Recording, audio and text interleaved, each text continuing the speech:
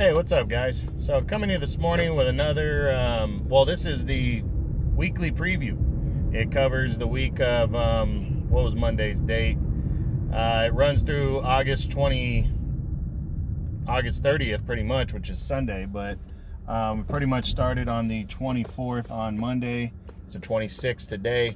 So, it's the weekly preview for basically August 24th through the 30th. Talk about 3 cards real quick that are taking place on Saturday. Give you the preview and predictions on those. Let's start with, I think earlier in the day, I'm not sure if I'm going to watch this or not. It's on ESPN or ESPN Plus from the United Kingdom. You're going to see Daniel Dubois, a big, talented, undefeated heavyweight, returning. He's fighting some nobody. He shouldn't have issues with the guy he's fighting. So I'm pretty sure he's going to get a win there, a knockout win. Again, I'm not sure if I'm going to watch that. I think it's earlier in the day from the United Kingdom. He's a British heavyweight, got some talent though. And, if you guys are interested in that, check it out earlier in the day on ESPN or ESPN Plus. Then later in the day, you have a couple cards taking place. First, on the Fox card, which starts around 5 o'clock, two pretty solid fights to look at. First fight, the co-feature, is a super middleweight eliminator, which is 168 pounds. It's going to see my number, I believe he's number 8, super middleweight in the world right now, Caleb Truax, the former world champion, as he takes on former world title challenger Alfredo Angulo, who's kind of had a resurgence last year. Now, this is a battle of 2 older veterans that are pretty much on their last legs, looking to get a last opportunity at a world title shot. Caleb Plant's the current world champion. I believe the winner will likely get mandated, especially if it's Truax, will likely get mandated as the new number 1 contender and probably face whoever the IBF champion is earlier next year. Now, the reason I say whoever the IBF champion is because, it's been rumored since David Benavidez got stripped of his title a couple weeks ago that maybe Benavidez faces Caleb Plant next, as Plant is in optional mode for his world title right now. So the winner of this fight could very well get Caleb Plant or David Benavidez if Caleb Plant were to fight Benavidez and lose. So the point is this is pretty much a mandatory fight for me. I believe it will be. They haven't necessarily called it that. They're calling it an eliminator. Should be pretty decent fight, though, between 2 seasoned veterans here. You got Truax. Excuse me. If this is the same Truax from 2.5, 3 years ago when he had back-to-back fights with James DeGale, and he won the first one by a major upset, that was the upset of the year in 2017, and then 4 months later lost the title, and what I thought DeGale wasn't going to be overlooking him the second time. I thought DeGale was going to whip his ass. He came back and fought strong. He had a bad cut. Or no, DeGale had a bad cut, but Truax kept pressing. He made it a good fight, and they went at it, and he lost a close decision. So, heading into this one now against Angulo, Alfredo Angulo kind of had a resurgence last year when he replaced Caleb Truax in a fight with Peter Kid Chocolate Quillin, former world champion. They fought each other at the end of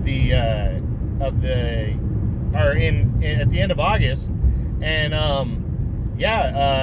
Angulo kind of surprised some people and beat Kid Chocolate by a close decision. So that kind of revived his career for the moment. So we're gonna see if he's ready to jump, if he's able to jump back into the mix here, or if he's past it.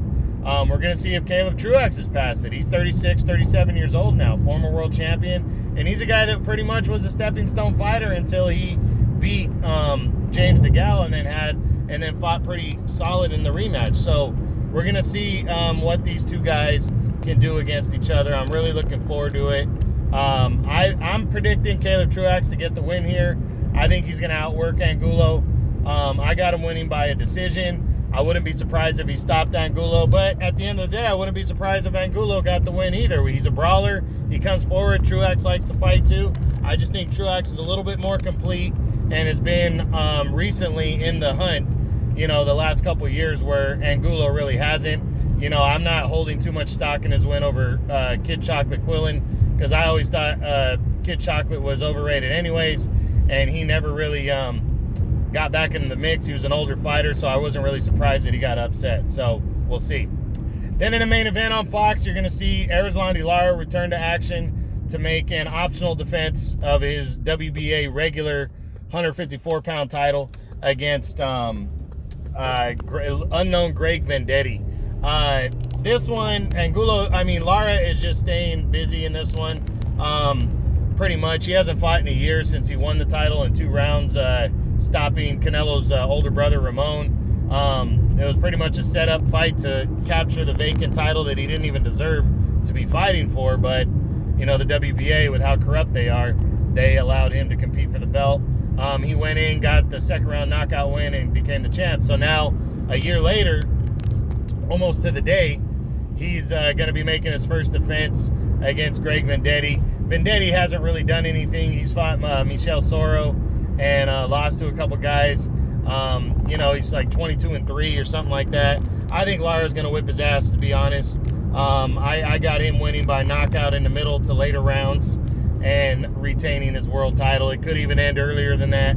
Hopefully, him staying busy leads to something better later in the year, most likely early next year. So that's the main event on Fox. Should be decent. Then we have 2 fights worth watching on ESPN Plus. First, the co-feature sees undefeated rising prospect Arnold Barboza Jr. taking on veteran Tony Luis. Tony Luis hasn't never really made it to a major stage, but he's beaten a couple prospects over the last couple years, but nobody on the talent level of Arnold Barboza Jr. He's been highly touted, with Top Rank, brought along well. Hasn't really beat anybody significant. He beat Mike Alvarado, but last year knocked him out, but Mike Alvarado way past his prime going into that, fight. So I don't really hold too much stock in that, but that's what you do against a older fighter like that, is whip his ass and knock him out. So now Barboza, fast, talented. He's 23-0, 10 knockouts, going in against Luis. I think he'll probably break down the veteran Luis and stop him in the distance and stay undefeated. But he's talented, so I've seen him fight a couple times, should be decent.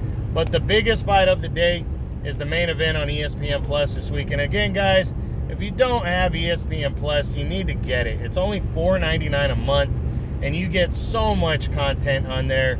It's way more than just boxing. It's actually more other stuff than boxing, But you need to get it to be able to watch these fights, and it's really not that difficult. You get the 30 for 30 series, you get other documentaries, you get a lot of good shit on there. You can go back and watch anything you want.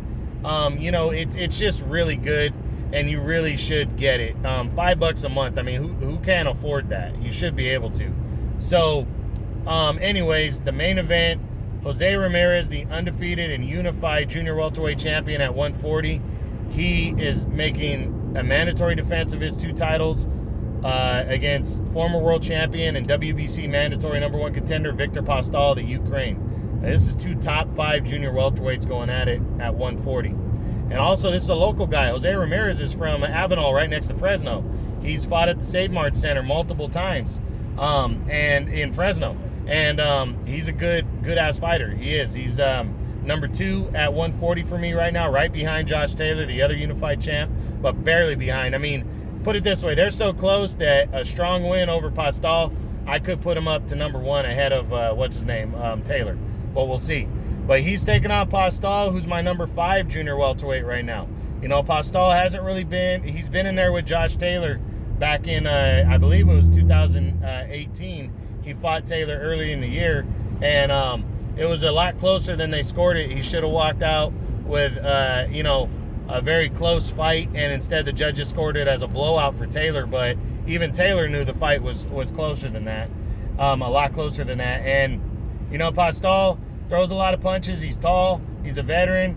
He's up there. He's 35, 36 years old though. So can he hang with the younger, undefeated Ramirez? Both these guys have been out of action over a year. It's been 13 months for Ramirez. It's been, I believe, 15 months for Postol, who already doesn't fight a lot. So it's going to be interesting to see what happens. You know, Ramirez hasn't fought since he unified belts, and he knocked out Maurice Hooker in July of last year. And this is a big fight that he needs to win in order to move forward to a possible undisputed title fight sometime next year. You know, and my prediction, I'm going with Ramirez. I think it could be a very close fight, and I think Postol could win. I definitely could see him winning a fight here. I think he's a very live underdog. But I got Ramirez winning by a stoppage in the later rounds or a close decision.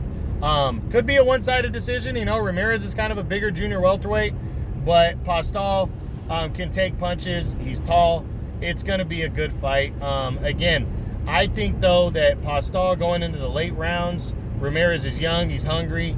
I think going into the late rounds, I think Postol, that's where he's going to lose the fight. I think Ramirez will put the pressure on and stop him. Ramirez is just determined. The guy keeps coming forward.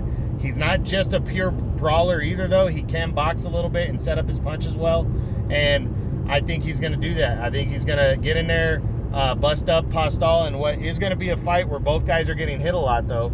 And I see him getting a win here in the later rounds. But don't be surprised if we're looking at another Dillian White, Alexander Povetkin type situation. Now, Postol doesn't pack the punch that Povetkin does, but I'm talking about in terms of it's that close of a fight. You know, people shouldn't write off Viktor Postol, and they shouldn't be surprised if he pulls off the win here on Saturday night. So make sure you're paying attention. Daniel Dubois on ESPN Plus earlier in the day. Heavyweight. Fox card sees Erislandy Lara against Greg Vendetti for the 154-pound title in the main event. And then on the undercard, Caleb Truax, Alfredo Angulo, two veteran brawlers going to go toe-to-toe to try to take the next step towards a world title. And then on the major card on ESPN, Arnold Barboza, exciting 140-pounder on the rise prospect, taking on veteran Tony Luis. And then the main event and the biggest fight of the day, Jose Ramirez against Viktor Postol for the unified junior welterweight title at 140. Going to be good. All right, guys, make sure you're checking it out. I hope you enjoyed this. That's the weekly boxing preview and prediction for August 24th through the 30th. All right, guys, that's it. True Boxing. You've been here with the truth.